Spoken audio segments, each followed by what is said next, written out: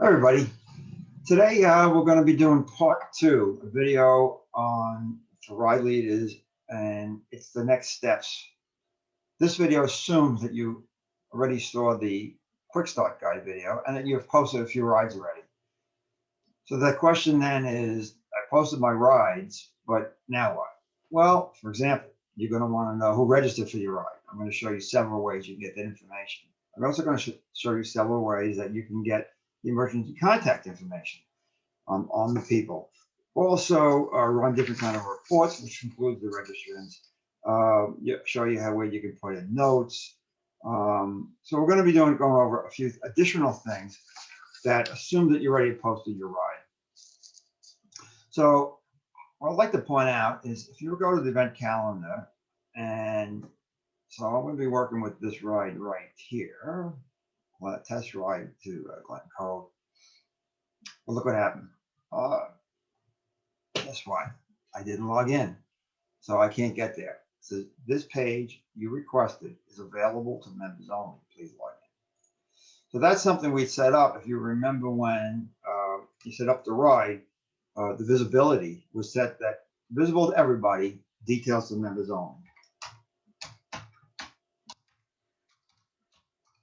So I'm going to log in. And now I see the details of that ride because I clicked on that ride and then it said log in. So now it's opening up. And remember, I showed you this in the last video. This is where we entered the picture, mileage, elevation, the ride GPS link, details, and below all the other details for the ride, and the link to Smith Street, the ride leader, the category. It shows here 2 people registered.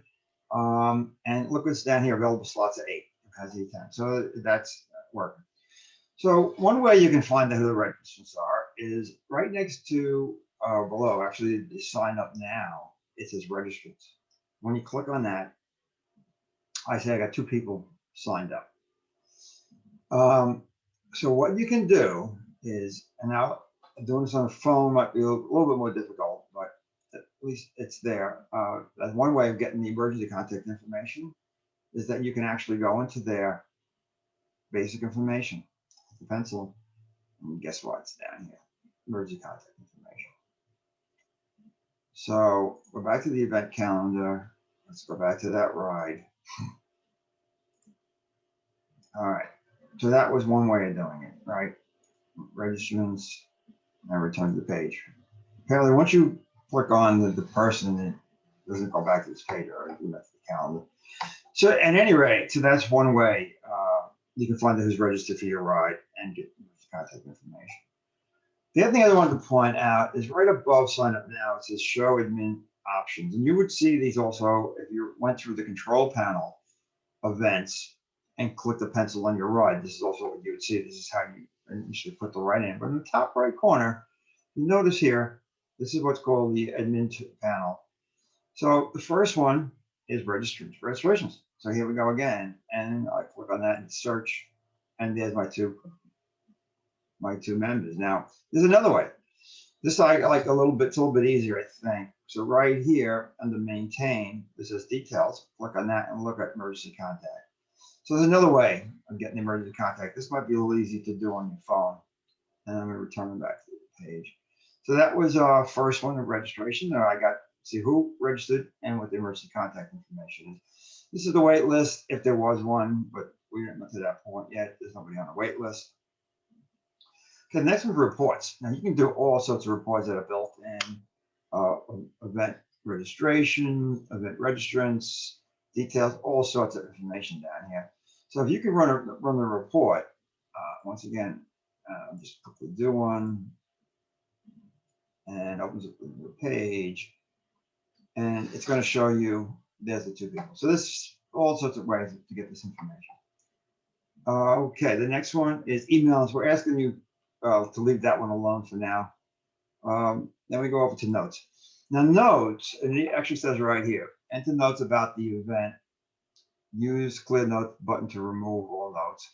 These notes are not visible to members or the public, but are visible to club administrators. So in here, you can put a little report, for example, if there's like an accident report or something like that, any kind of notes you want about the meeting or the ride. So this one here is a share it. So say, for example, you want to share this ride to Facebook.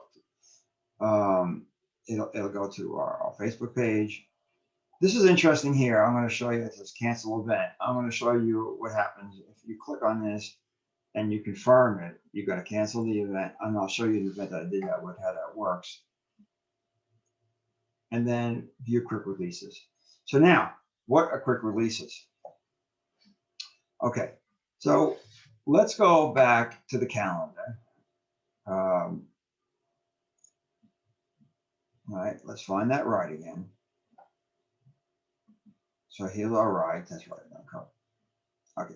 So when people sign up, they had a few choices. They could hit sign up now. Or if someone shows up at the lot who's not a member, there is a way to sign them up. Our insurance policy allows for non-members to go on one ride before they become a member. But we still have to have them sign in. So what the ride leader would have to do, because obviously as you saw, they cannot get to this page if they're not signed in and not a member. So the ride leader would click on it, be on their phone. It's a little different, but it's the same, it works the same. So you click on that. Now what's going to happen is they would have to put in their information, first name, last name, and then right here is our full waiver. And then they have to say, agree to the waiver. And then with their finger on the phone, they would sign in. So this is how you would do that, right? And if they didn't like it, then we'll try again, then they could try again.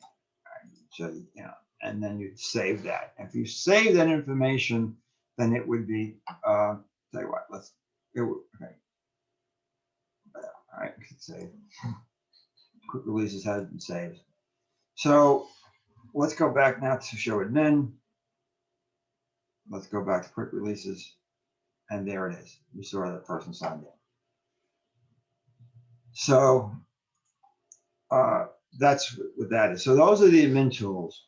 And once again, I showed you several ways that you can find out who registered, several ways that you can get the emergency contact information.